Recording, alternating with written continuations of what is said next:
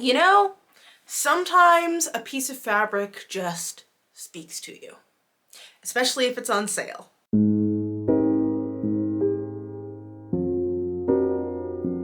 Hey guys, it is me, Cheyenne. If you are new here, hello.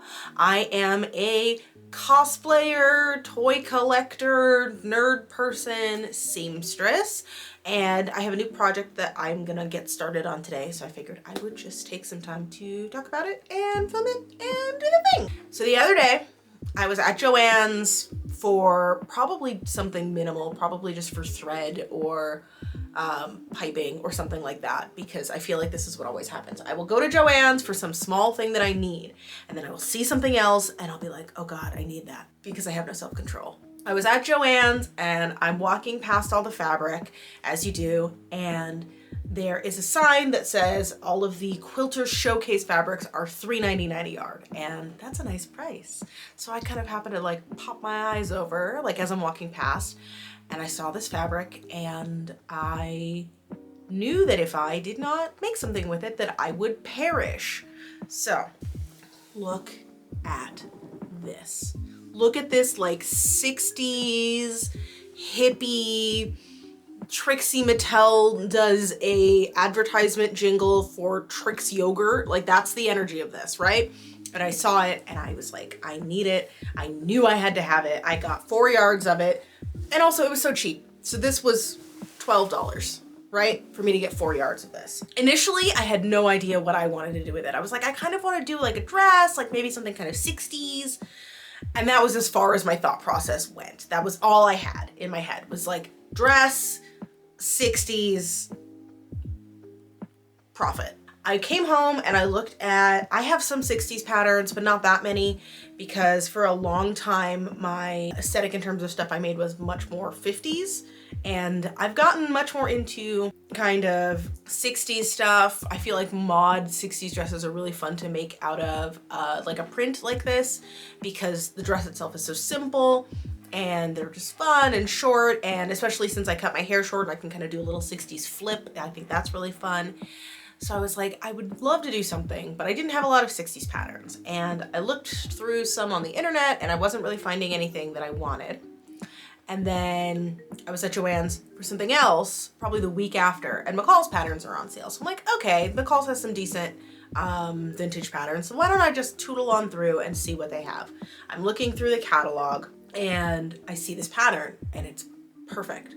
It's like, oh, this would be so perfect to make out of that Trixie Mattel Trix yogurt fabric. And run over to the thing, it's not there. And I was like, I'm gonna die. I was like, okay, no worries. I'll just find something else. I'm not gonna worry about it that much, but it would not leave my brain. So look at this pattern. Look at it. It's so perfect. It's so cute. So this is a pattern, Mimi G, who does a bunch of patterns with McCall's, has, I guess, her own little like vanity line for McCall's now. It's called Know Me by Mimi G. It looks like she's got a couple of different pattern makers to each do a pattern for it. There's some really fun ones. This one is by Gwen Heng, who I'm assuming is who's modeling these. And it is so cute. It's so 60s, but it's also a nicely kind of modern cut. It's so cute. And this variation here has a bow on the back. And I was like, that's it. That's the moment. And so that's our plan. We're just gonna make a pretty simple, pretty low effort piece. We're gonna make us a little 60s like dress. And this pattern, I think I got it for maybe 10 bucks. So this is gonna be a $20 dress altogether. Like $12 for the fabric. I have zippers already. I got the pattern. Everything else is gonna be my stuff I already have. So this is gonna be a really cool little project. I'm trying to do this thing where I do a big build and then I do kind of a littler, kind of like cool off project before I do another big build. Cause I've noticed when I do big build after big build after big build, I feel like I get burnt out a lot easier. So like I just finished Pearl. That was a pretty involved build for me because I got crazy about it and I needed everything to be exact. I was like dyeing lace and hand beating it and all this. This is something that, if I'm correct, should take me maybe 2 days, and it's so cute, and I feel like it'll be really cute to wear, and it's about to get like springtimey out, so let's go over to the table and get started. First things first, we had to get the entire pattern pinned and cut out. I really wanted to make sure that I kept the kind of vertical squiggle pattern all going the same direction, with the exception of the bow, which I cut out going the opposite direction. I felt like that would give it a nice kind of contrast. I don't know, it made sense to my brain. Just cut everything out. I cut everything out pretty much exactly to the pattern. I was in between 2 sizes, so I did the slightly larger size. In general, it's always better to have a little bit of extra space to take in than be like, oh crap, this isn't fitting me. I have to add a panel or whatever. That's a nightmare. You never want to do that if you can avoid it. Then I also grabbed a piece of white muslin that I already had and used that to cut out a lining. Now, the pattern only called to line the upper bodice portion of the dress, but because I'm using a quilting cotton, I decided to line the entire thing, because quilting cotton, not necessarily meant to make clothes, it can be a little thin and a little bit see-through. So I wanted to avoid having any kind of see-through areas, and it was just easier to line the entire thing to make sure that I didn't have to worry about that. And from there, I marked all of the darts and stuff flat. It's always easier to mark as many things as possible flat because it's just easier, right? To draw on flat things than to draw on things that are already curved or shaped like a human body. And I'm using Frixon Heat Disappear markers for this. They are my favorite. They come in a bunch of colors and you can get a pack of like 12 for like $13 on Amazon. Next, we broke out the serger. We did the edges of all of the pieces, especially because this is a quilting cotton. It can be a little frayy, and I don't want to have to deal with that while I'm working with it. So I like to do the edges of all of my pieces all at once at the beginning.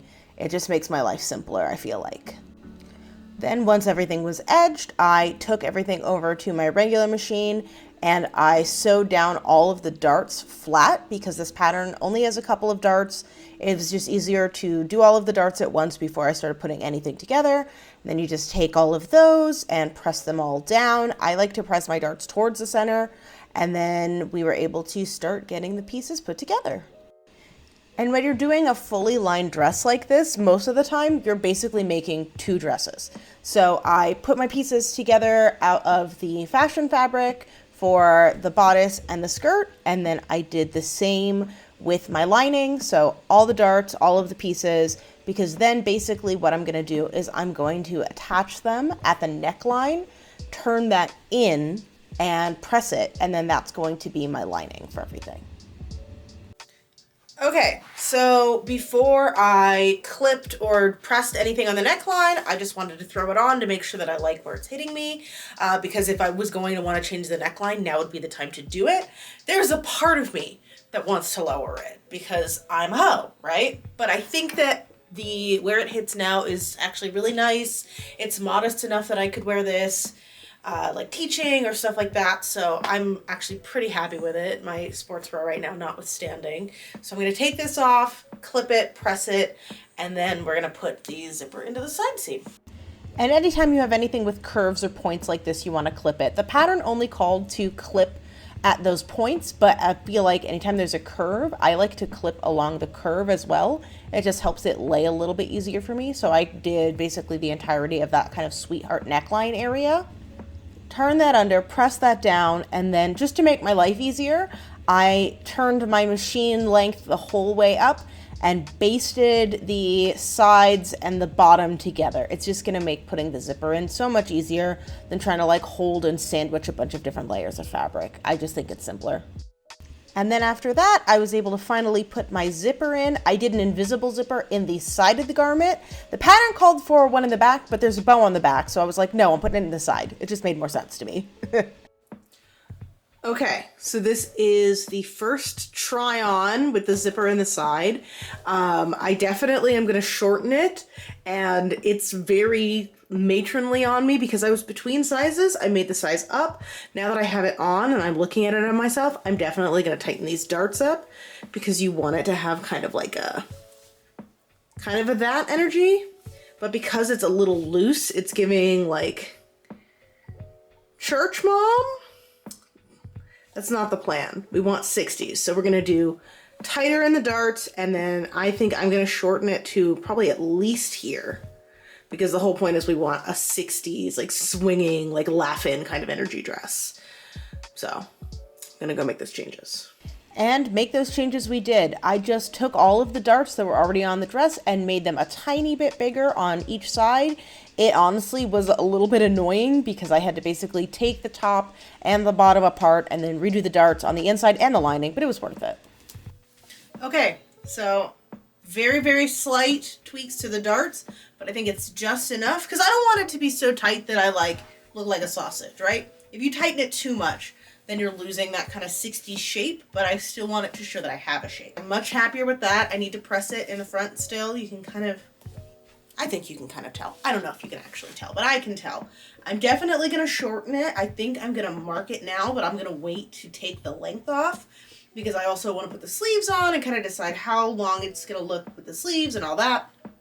But it's definitely a little bit better. I think when it's short, like, cause right now, it's still giving a little bit of like church lady, but if it's like to here, look at how much cooler that looks already. I also noticed, wasn't even thinking about it as I put it together, this dress is turning out so much like the dress that the Trixie Mattel Integrity Toys doll is wearing. And that's actually been on my like dream list of dolls for a while. So the fact that I'm making something that kind of matches it feels really fun. Right now, we're gonna go put the sleeves together. All right, sleeves. So I did the sleeves pretty much to the letter of the pattern. Started by making my cuff and then attaching the sleeve body to the cuff. I didn't gather it properly. I just kind of like scrunched it on, but it looks fine. I didn't feel like it needed it for this. And then from there, I was able to take that sleeve and attach it at the shoulder. Same situation. I did not gather that properly. I just kind of scrunched it up and made sure that it was going to look the way that I wanted it to look. Okay, so here is the dress with the sleeves added. I love it so much more with the sleeves. I feel like they add so much to it. Like, I'm not going to lie. With no sleeves, I was really not sure if I was feeling this. But I feel like they make it so much more kind of fun and groovy and fanciful. I'm debating if I'm going to tighten these cuffs a little bit because they need to be somewhat loose, right? Because they don't have any kind of button or anything. So I need to be able to get my hand in and out. But this is just really big. So I might tighten that up a little bit. I haven't made a decision on that yet. I'm definitely going to shorten it a little bit. But that's pretty easy to do. But at this point, the last things that I have to do on this are shorten it, do my hem, and then we are adding the bow to the back. We are not doing the front bow because this pattern is already so busy, right? So I think doing the back bow will be a nice little detail. That's why we put the zipper in the side, but we're going to do the hem and we're gonna do the bow. Let's go.